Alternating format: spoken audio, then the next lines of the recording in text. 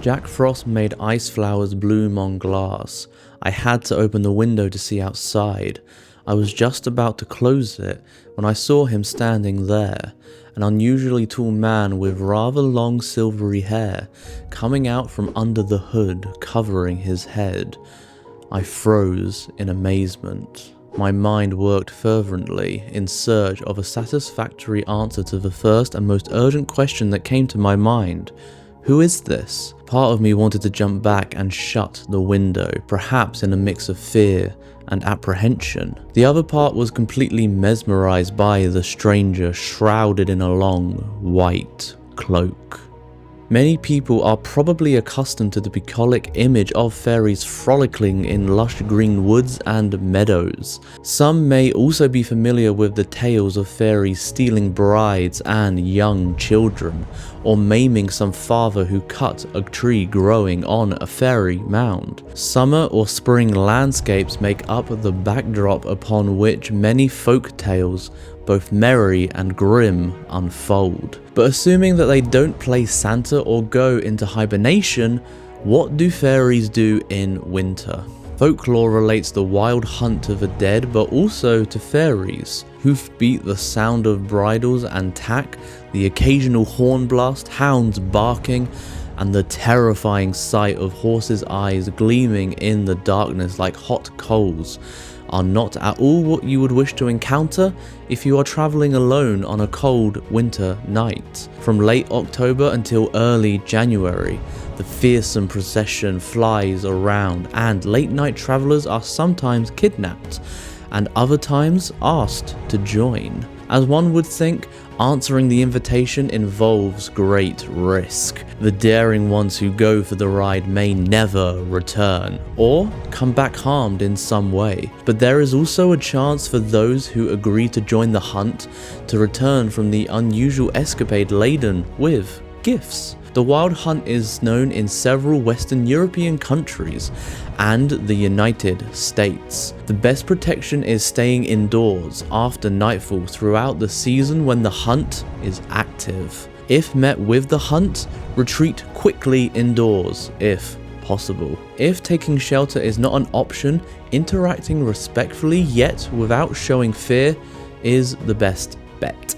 Newfoundland lore mentions fairies being very active in winter. In some areas, inhabitants scrupulously leave the fire lit overnight with chairs drawn nearby for fairy visitors who may wish to warm up a little on a cold night. Food is left for them on the table, and the doors are unlocked for easy access.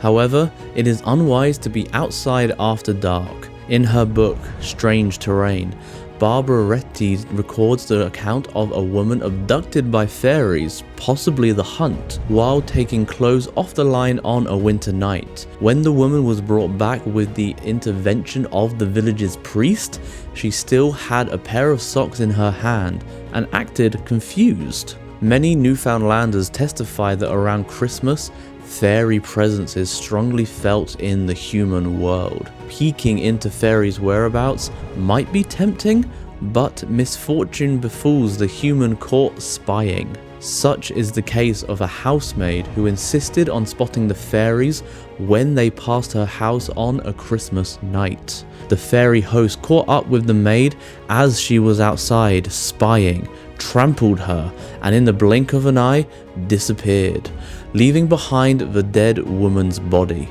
In Icelandic belief, the period around Christmas and New Year is a time when the boundaries between the world of humans and the otherworld almost completely dissolve. Encounters with the Huldufólk, fairy beings of Iceland, are most likely to occur on those days. As the story goes, a farmer spotted a group of Huldufólk traveling on New Year's Eve. When the man followed them, a frightened fairy child put a pot on his path. The farmer stopped, and by the time he picked up the pot, the Huldufólk had disappeared.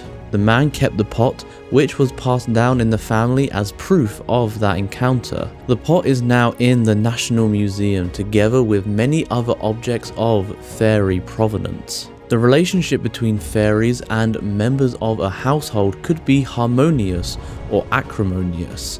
a lot depending on how the humans involved behave. Icelandic lore gives examples such as relationships forming on or around Christmas. When two fairy children came around on Christmas Eve, the housemaid, who was alone in the house, treated them nicely.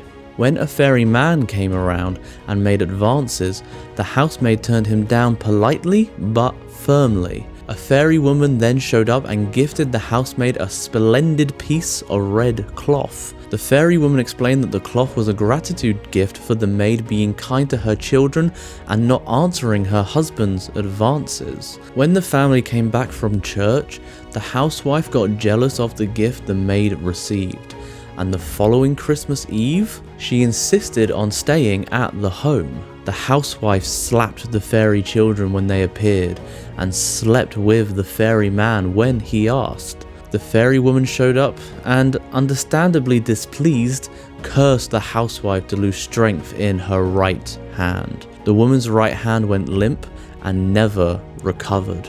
The house fairies expect to be rewarded for their contribution to the household's good luck and for any other work they might be doing around the house. Porridge with large pats of butter or other offerings of food and drinks are left out for them at Christmas and/or New Year's Eve. Failure to provide the household fairies attracts their anger and even makes them leave.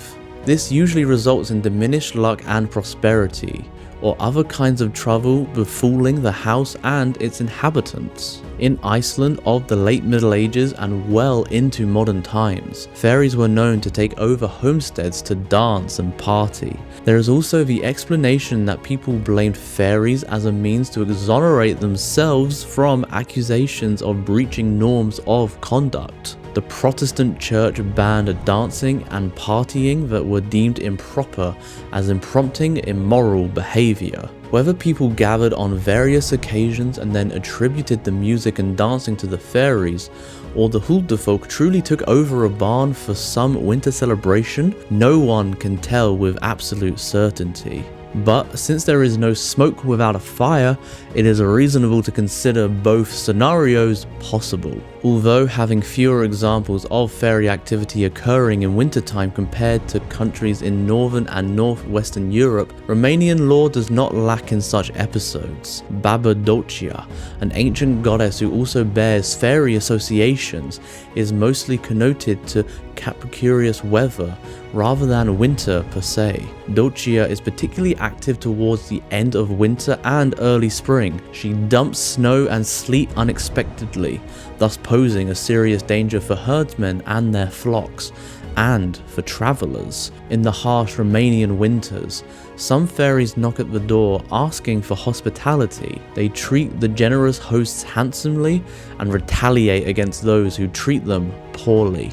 Not truly connected with fairy beings, yet not entirely separated from them, werewolves make an appearance in Romanian folklore. Most of the folk tales involving werewolves are timed in winter. One such example is an older tale, also spun into a cautionary story, of the misadventure of a man whose behavior, loose by the standards of the 19th century conservative Romanian society, leads him to father a son out of wedlock.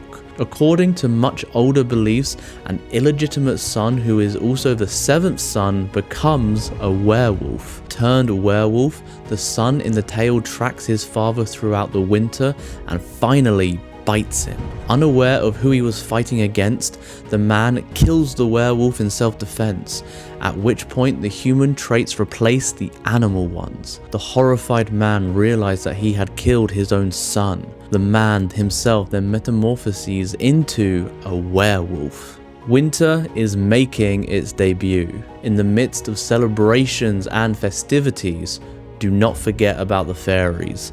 Keep a safe distance, but if you must interact, be polite, respectful, and firm. Don't forget to feed the fairy beings in your house and backyard, and if you have fairy familiars, include them in your celebrations. Happy winter, everyone.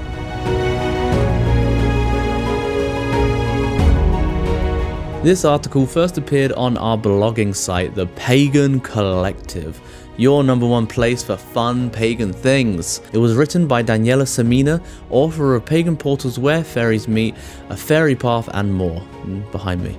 Discover her books on our website. Thank you so much for watching. A special thank you to our members. You too can become a member and gain weeks early access to videos, just like this one. Hit the join button for more information. Subscribe for weekly videos, ring the bell for notifications, and we will see you next time.